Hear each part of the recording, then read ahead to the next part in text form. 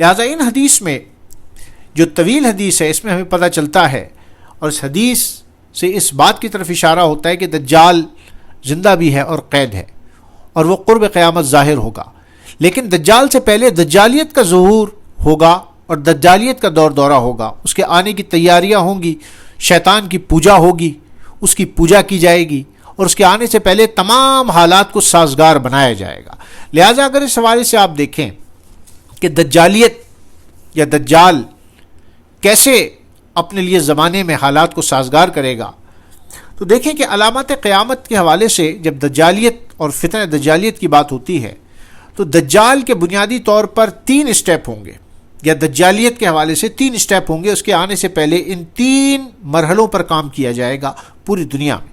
یعنی پہلی چیز تو یہ کہ سیاسی منظرنامے سے اللہ کے وجود کو ختم کر دیا جائے، اللہ کے نام کو مٹا دیا جائے، دنیا میں ایسی حکومتیں قائم کی جائیں، ایسا سیاسی نظام قائم کیا جائے جس میں تصور خدا، اقتدار اعلیٰ، اس کے تصور کو یکسر ختم کر دیا جائے، اور انسانوں کے ذہنوں میں یہ بات راسخ کر دی جائے کہ وہ ہی کلی طور پر اختیار رکھتے ہیں ہر قانون بنانے کا۔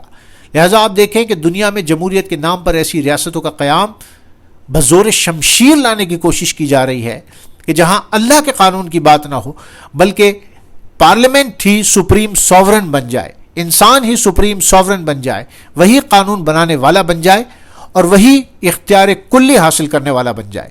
تو پہلا تو اسٹیپ یہ ہوگا کہ سیاسی منظرنامے سے اللہ کے وجود کو اور اس تصور کو ختم کر دیا جائے، جس کی واضح طور پہ ہمیں مثالیں دنیا میں آج نظر آتی ہیں۔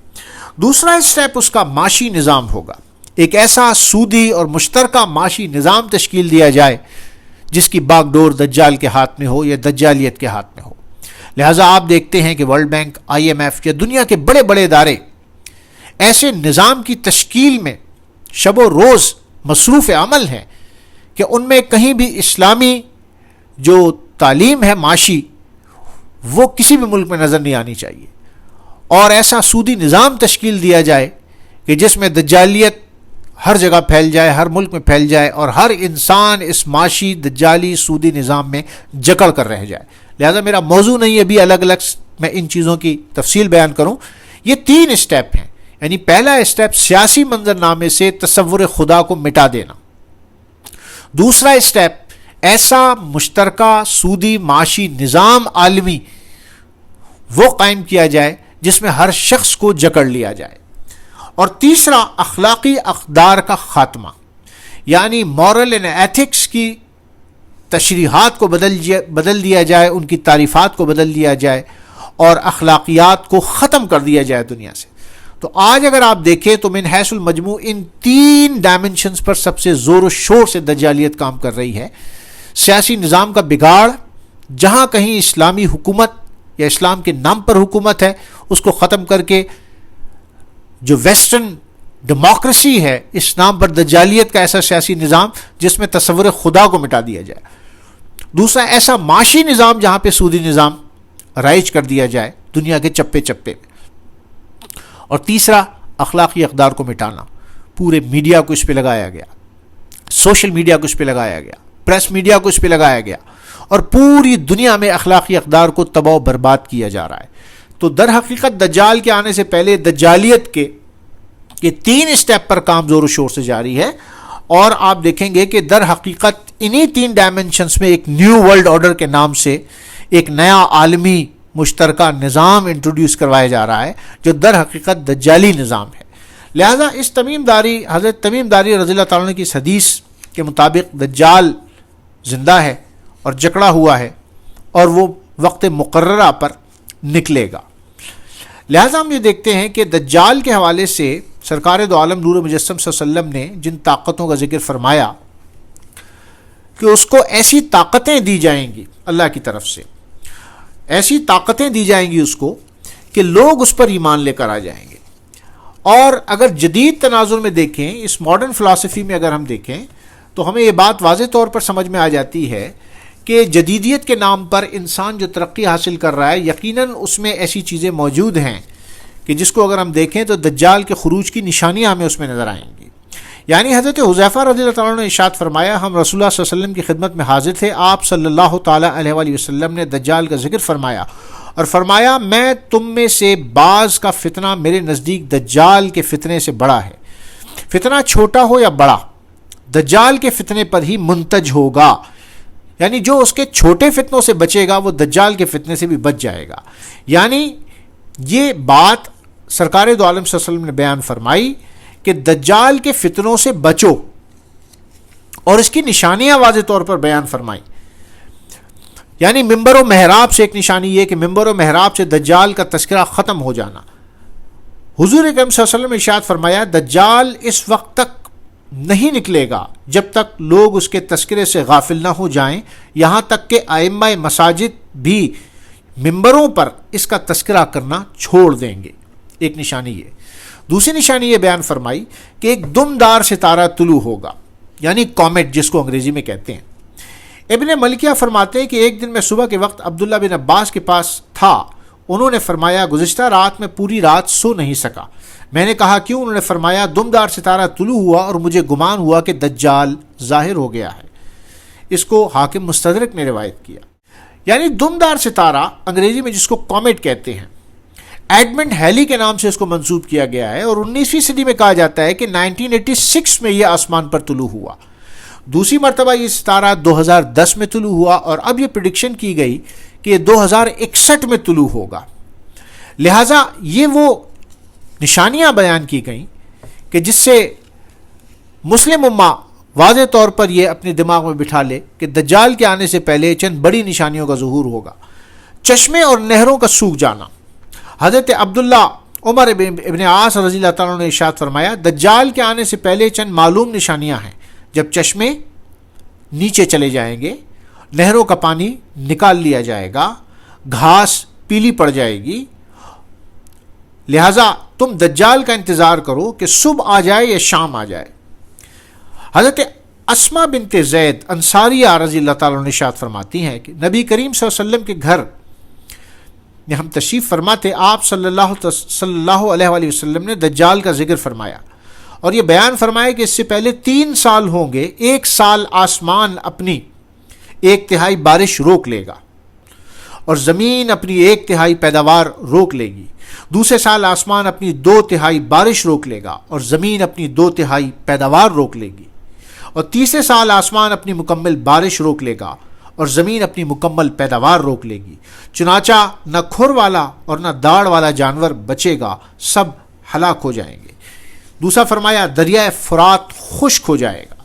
حضرت ارطا رضی اللہ تعالیٰ عنہ ارشاد فرماتے ہیں کہ دجال کے خروج کی نشانیوں میں یہ ہے کہ مشرق سے ہوا ہوگی جو نہ گرم ہوگی اور نہ ٹھنڈی، یہ ہوا اسکندریہ کے بت کو ڈھا دے گی، مغرب و شام کے زیتونوں کو کاٹ دے گی، فرات اور چشموں اور نہروں کو سکھا دے گی، اور اس کی وجہ سے دنوں اور مہینوں کے اوقات اور چاند کے اوقات بھول جائیں گے، یعنی موسمیاتی تبدیلیاں آئیں گی۔ قرب قیامت کی علامت میں ایک یہ علامت ہے کہ زمین کا درجہ حرارت بڑھ جائے گا، اس کو بھی روایت کیا۔ یعنی آپ یہ دیکھیں زمین کا درجہ حرارت مسلسل بڑھ رہا ہے، یعنی گلوبل وارمنگ کے حوالے سے جو ہم بات کرتے ہیں۔ اور جدید تناظر میں اگر آپ یہ دیکھیں کہ یہودی سائنسدان اور اصفہان کے 70,000 یہودی اس کے ہاتھ پر بیعت کریں گے، 70,000 یہودی جب اس کے ہاتھ پر بیعت کریں گے تو آپ نے فرمایا کہ یہ اس کے ہاتھ پر بیعت کر کے اس کے ساتھ نکلیں گے۔ پھر فرمایا اس کی سواری کیسی ہوگی؟ فرمایا ایک گدھے پر سوار ہوگا جس کے 2 کانوں کے درمیان 40 ہاتھ کا فاصلہ ہوگا۔ لہٰذا ان احادیث کو اگر جدید تناظر میں ہم دیکھیں اور اس کی ماڈرن انٹرپریٹیشن کرنے کی کوشش کریں کہ ان حالات میں اور ایسے دور میں اگر ہم انٹرپریٹیشن کریں تو کیا واقعی وہ گدھے پہ سوار ہوگا؟ بعین ہی ایسا ممکن بھی ہے کہ احادیث مبارکہ میں، لیکن کیا یہ استعارہ ہے؟ یہ کوئی علامتی طور پہ سرکار دو عالم صلی اللہ علیہ وسلم نے بیان فرمایا کہ دجال کے بال جو ہیں وہ جعد الراس، یعنی سخت گھنگریالے والا بال اس کے ہوں گے، یعنی بہت گھنے اور روکھے بالوں والا ہوگا۔ ایک جگہ آیا سر میں پیچھے کی جانب بالوں کی گچھیاں بنی ہوں گی، اس کو مسند احمد نے روایت کیا۔ ابن حجر نے فتح الباری میں لکھا کہ کان رأسہ اغصان شجرہ، اس کا سر دیکھنے میں ایسے لگے گا جیسے درخت کی ٹہنیاں. اور اگر آج ہم دیکھیں کہ ایسے فیشن کو بہت ابھارا جا رہا ہے کہ بالوں کو چھوٹا چھوٹا کر کے جیل لگا کے ٹہنیوں کے مانند ابھار دیا جاتا ہے, اور ایسے بال کے دونوں طرف سے وہ کاٹ دیے جاتے ہیں اور بیچ میں سے بال لے جاتے ہیں, جو قضا یعنی سرکار دو عالم صلی اللہ علیہ وسلم نے منع بھی فرمایا. تو فرمایا کہ یہ بال اس کے ایسے ہوں گے. سرکار دو عالم نور مجسم صلی اللہ علیہ وسلم نے جب اس کی آنکھ کے بارے میں فرمایا تو فرمایا کہ اس کی آنکھ کیا ہوگی, کأنہا کوکب دری, اس کی بائیں آنکھ ایسی ہوگی گویا چمکدار ستارہ, گویا چمکدار ستارہ. ایک اس میں یہ بھی آیا وعینہ الیسری یعنی الٹی آنکھ. تو لہٰذا آج آپ دیکھیں کہ ایک آنکھ کا لوگو آل سینگ آئی یہودیوں کے اندر بہت مشہور ہے, ایلومیناٹی کے سائن میں ہے, ان کے جو سیناگوگ کا سائن ہے ٹرائنگل کا, ٹرائنگولر سائن میں آنکھ کا نشان. بڑی بڑی جو ملٹی نیشنل کمپنیز ہیں وہ مختلف پروڈکٹ میں اس آنکھ کو دکھاتی ہیں, مختلف چیزوں میں اس آنکھ کو دکھایا جاتا ہے. کہا جاتا ہے کیمرے کی آنکھ, کہا جاتا ہے کمپیوٹر کی آنکھ, مختلف جی پی ایس سسٹم, یعنی وہ آنکھ جو ہر جگہ ٹریس کر رہی ہو. یہ دجالیت کے لیے ایک نیٹ ورک بچھایا جا رہا ہے کہ ہر انسان کو جکڑ لیا جائے, ہر انسان کو ٹریس کر لیا جائے, وہ کون ہے, کہاں جاتا ہے, کیا کرتا ہے, کس وقت کہاں ہے. موبائل کے اندر لوکیشن ہے, آپ کو ہر وقت ٹریس کیا جا رہا ہے, کمپیوٹر کے اندر ہے, جی پی ایس سسٹم کے اندر ہے. لہٰذا یہ سب کچھ کیا ہے, یہ سب کچھ دجالیت کی طرف اشارہ ہے. مسند احمد بن حمان کی روایت ہے کہ الدجال عینہ خضراء کالزجاجہ, دجال کی آنکھ سبز ہوگی جیسے کانچ یا قندیل, شیشے کی آنکھ. یعنی یہ روایت بھی ملتی ہیں. بری بری شکلوں والے کارٹون, یعنی حضرت تمیم داری رضی اللہ تعالیٰ نے ارشاد فرمایا جب ہم گئے اس شخص کو دیکھا تو اس کی شکل اتنی عجیب اور اتنی ہیبت زدہ تھی کہ ہم نے ایسے ڈراؤنی شکل والا کبھی نہیں دیکھا تھا. آج دیکھیں کہ طرح طرح کے کارٹون بنا کے ان بچوں کے ذہن بنائے جا رہے ہیں. بری بری شکلوں والے کارٹون دکھا کر بچوں کو ابھی سے گندی شکلوں کا عادی اور ان سے مانوس کیا جا رہا ہے. اس آنکھ کے بارے میں یہودی یہ بات پھیلاتے ہیں کہ یہ نظر بد سے بچانے والی آنکھ یعنی ڈیولس آئی ہے. حقیقت میں یہ ڈیول آئی ضرور ہے لیکن شر کی آنکھ ہے. یہ شر کی آنکھ ہے جس سے لوگوں کو مانوس کرایا جا رہا ہے. سرکار دو عالم نور مجسم صلی اللہ علیہ وسلم نے ارشاد فرمایا کہ اس دجال کی بائیں آنکھ ایسی ہوگی گویا چمکتا ہوا ستارہ ہو. اب اس سے مراد اس کا ایک ایسا سسٹم بھی ہو سکتا ہے. اس سے مراد یعنی اگر استعاراتی طور پہ آپ دیکھیں حدیث کی توضیح کو, یہ جس اشارہ اگر استعمال کر لیں آپ, اس کو استعاراتی طور پہ کر لیں تو اس کی آنکھ میں فالٹ تو ہوگا ہی ہوگا, لیکن در حقیقت یہ اس کا ایک ہتھیار بھی ہوگا کہ ایک ایسی آنکھ جس سے وہ ہر ایک پہ نظر رکھے گا. اس کے ساتھ جنت کے مثل اور جہنم کے مثل دو چیزیں ہوں گی اس کے دائیں اور بائیں جانب. اس کی جنت سرسبز و شاداب باغ ہوگی اور اس کی جہنم کے گرد کے رنگ کی طرح دھوئیں والی ہوگی. اب اس سے مراد کیا لی جا سکتی ہے؟ اس سے مراد یہ بھی لی جا سکتی ہے کہ جو اس کے ہاتھ پر بیعت کرے گا پانی اس کے لیے کھل جائے گا, معاشی مسائل حل ہو جائیں گے, پیسہ مل جائے گا, ملک ترقی کرنے لگے گا. جو اس پر ایمان نہیں لائے گا اس کے لیے پانی بھی بند ہو جائے گا, اس کے دریا بھی خشک کر دیے جائیں گے. ایک جگہ فرمایا کہ اس کو یہ طاقت ملے گی کہ وہ بارش برسائے گا, اس کے ہاتھ میں زمین میں زلزلہ لانے کی قوت ہوگی. تو لہٰذا موسمیاتی تبدیلیوں کے حوالے سے جو میں بات کر رہا تھا آپ سے, اس حوالے سے اگر آپ دیکھیں تو جو موسمیاتی تبدیلیوں کے لیے ایک اہم چیز ہمارے سامنے آتی ہے وہ یہ آتی ہے کہ دور حاضر میں جب ہم دیکھتے ہیں کہ زمین کا درجہ حرارت بڑھ جائے گا تو یہودی سائنسدانوں نے ہوا کے دباؤ کو کم یا زیادہ کر کے موسموں میں تبدیلی لانے پر تحقیقات مکمل کر لی ہیں. اور اس کا کامیاب تجربہ 2008 میں چین میں منعقد اولمپک گیمز میں کیا گیا.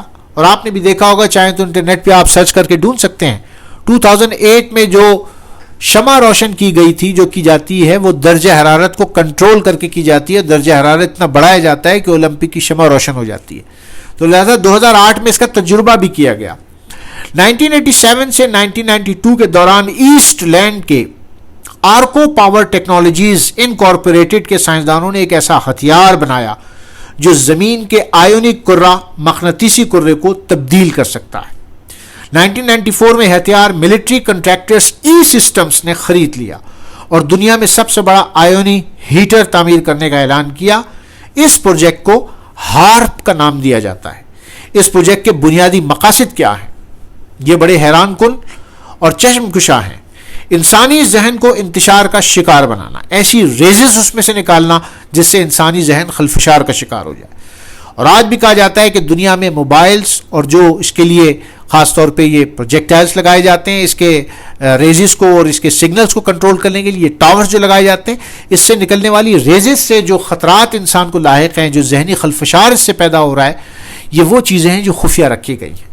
تو لہٰذا اس ہارپ کے پروجیکٹ کے بنیادی مقاصد میں انسانی ذہن کو انتشار کا شکار بنانا، کرۂ ارض کے تمام کمیونیکیشن کے نظام کو جام کرنا، یعنی ابھی ان کے ہاتھ میں کسی وقت بھی چاہیں تو پورے سسٹم کمیونیکیشن کو وہ جام کر سکتے ہیں.